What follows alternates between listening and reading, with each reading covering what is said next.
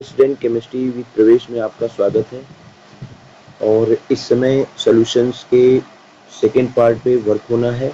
तो second part में हम सॉल्यूशन के किस टॉपिक पे बात करेंगे? हम बात करेंगे राउल्स लॉ। राउल्स लॉ क्या होती है, इस पे हमारी चर्चा रहेगी। और इसके लिए सबसे पहले हम एक क्वेश्चन लेते हैं जो किसी न किसी प्रीवियस पेपर में आपको मिला भी होगा। क्वेश्चन क्या है? The vapour pressure of a solution of glucose, vapour pressure of a solution of glucose in water 750 mmHg। Glucose को वाटर में जब डिजोल्व किया गया तो ग्लूकोज क्या होती है? ग्लूकोज एक non volatile non volatile solid होती है। और नॉन वोलेटाइल सॉलिड को वाटर में डिजोल्व करने पर वेपर प्रेशर आपका 750 mmHg 100 डिग्री सेल्सियस पर ऑब्जर्व किया गया। कैलकुलेट करना है मोल फ्रैक्शन। मोल फ्रैक्शन को हम x2 से डिनोट करते हैं। और जबकि वेपर प्रेशर दिया गया है वाटर का 373 केल्विन पर 760 mmHg। चलिए आगे बढ़। देखिए राउल्स लॉ क्या होता है। राउल्स लॉ तो पहले तो ये दिया गया था, राउल्स लॉ दिया गया था कि अगर किसी सॉलिड को किसी सॉल्वेंट में डिज़ोल्व किया जाए, किसी सॉलिड को किसी सॉल्वेंट में, जैसे आपने यहाँ पे ग्लूकोज क्वेश्चन में दिया जाए, ग्लूकोज को हमने वाटर में डिज़ोल्व किया तो डिज़ोल्व करने पे हमारा सोल्यूशन होता है। और आपको पता है इसके कारण क्या होती है, हमें रिडक्शन इन वेपर प्रेशर दिखाई देता है। हमें क्या दिखाई देता है? Reduction in vapour pressure. Reduction in vapour pressure, vapour pressure में हमें कमी दिखाई देती है। क्योंकि हमारा ग्लूकोज कैसा सब्सटेंस है? ग्लूकोज एक नॉन वोलेटाइल है। ग्लूकोज कैसा सब्सटेंस है? नॉन वोलेटाइल है।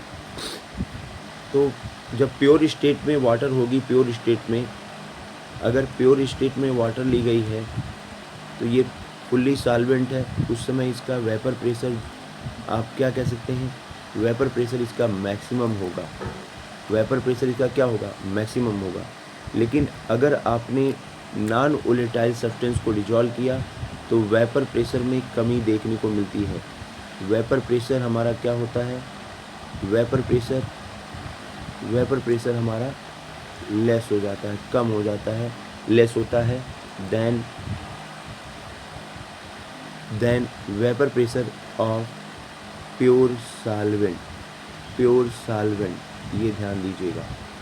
अभी आगे बढ़ते हैं। तो कहना क्या है? कहना ये है कि जब आप ग्लूकोज को डिजोल्व कर रहे हो, ग्लूकोज को वाटर में डिजोल्व कर रहे हो, तो आपको वेपर प्रेशर कम दिखाई दे रहा है। तो इसको दो तरीके से सॉल्व कर सकते हैं। एक तो आपका तरीका क्या है?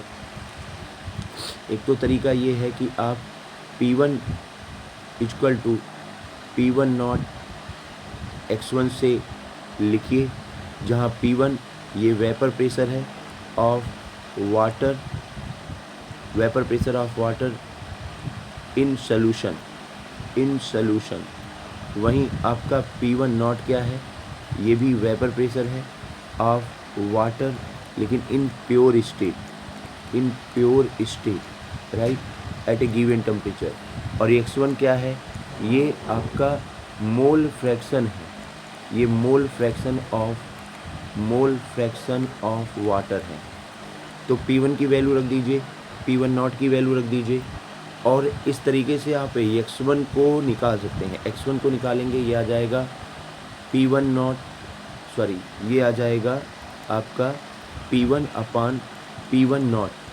तो जब आप इसकी वैल्यू निकालते हैं तो ये हो जाता है 750 अपान 760। ये वैल्यू आप निकालेंगे। अब जो भी आपका आंसर आएगा, तो क्या आंसर आएगा हम इसको देखते हैं। चलिए देखिए, वैल्यू आपने रखी P1, वैल्यू क्या रखी आपने? वैल्यू आपने रखी P1 अपान P1 नॉट। ये देखिए P1 अपान P1 नॉट, तो x1 आपका निकल गया 0.987। लेकिन आपको पता भी होना चाहिए कि x1 plus x2 equal to होता है 1। तो इस तरीके से x2 इक्वल टू हो जाएगा 1 माइनस x1। तो 1 माइनस 0.987 करेंगे तो हमें मिल जाता है 0.13 mole fraction, right. Raoult law से जुड़ा हुआ एक वन मोर क्वेश्चन है कि boiling point of solution increases when 1 mole of NaCl added to the 1 liter of water, while addition of 1 mole of methanol to 1 liter of water decreases its boiling point. Explain the above observation. तो ये पूछा जा रहा है कि अगर NaCl की बात करें, अभी मैंने कहा, हमने अभी आपसे कहा कि NaCl की बात करते हैं, तो NaCl आपकी क्या है? NaCl आपकी एक नॉन ओलेटाइल सॉलिड है, राइट। वहीं क्वेश्चन में अगर देखें मेथेनॉल की बात करें, CH3OH, ये मेथेनॉल है, तो मेथेनॉल आपकी क्या है? ये ओलेटाइल क्या है? लिक्विड है, ये ओलेटाइल लिक्विड है। तो NaCl एक नॉन ओलेटाइल सॉलिड है, CH3OH एक ओलेटाइल लिक्विड है। NaCl के डिजॉल्व करने पे vapour pressure increase, boiling point increases, vapour pressure कम हो जाता है, जबकि boiling point increases. Non volatile होने के कारण जो वेपर प्रेशर क्रिएट होता है वो सिर्फ और सिर्फ वाटर के द्वारा होता है। ध्यान दीजिएगा, वेपर प्रेशर जो क्रिएट होता है वो सिर्फ और सिर्फ वाटर के द्वारा होता है, जबकि ये वोलेटाइल लिक्विड है। यहाँ वेपर प्रेशर किसके द्वारा क्रिएट होता है? वेपर प्रेशर आपका क्रिएट होता है मेथेनॉल के द्वारा भी क्रिएट होता है, क्योंकि ये भी वोलेटाइल है, और सॉल्वेंट वाटर के द्वारा भी क्रिएट होता है। तो अगर ये देखा जाए वेपर प्रेशर, जब आप एक वोलेटाइल लिक्विड लेते हैं उस दशा में आप वेपर प्रेशर कैसे क्रिएट करते हैं? Total vapour pressure PT = P1 + P2 हो जाता है, P1 + P2 हो जाता है।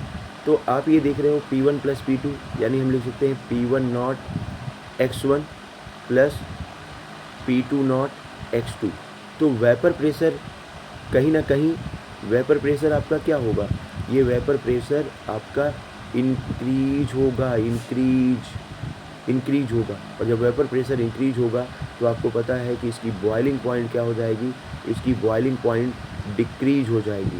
भाई ये एक ऐसा सलूशन है, दो लिक्विड का सलूशन है, लिक्विड प्लस लिक्विड, ठीक है, लिक्विड प्लस लिक्विड। और ये दोनों लिक्विड कैसे हैं? ये दोनों लिक्विड ओलेटाइल हैं। दोनों लिक्विड क्या हैं? ओलेटाइल हैं, यानी वेपर फॉर्मेशन करते हैं। तो टोटल वेपर प्रेशर आपका इस फार्मूले से डिनोट किया जाएगा। जबकि आप ये देख सकते हो कि जब आप NaCl को जब आप डिजॉल्व करते हो उस दशा में आप P1 = लिखते हो P1 X1 लिखते हो। तो देखो क्या है, अगर यहाँ पे P2 = P2 X2 करोगे तो ये क्या है?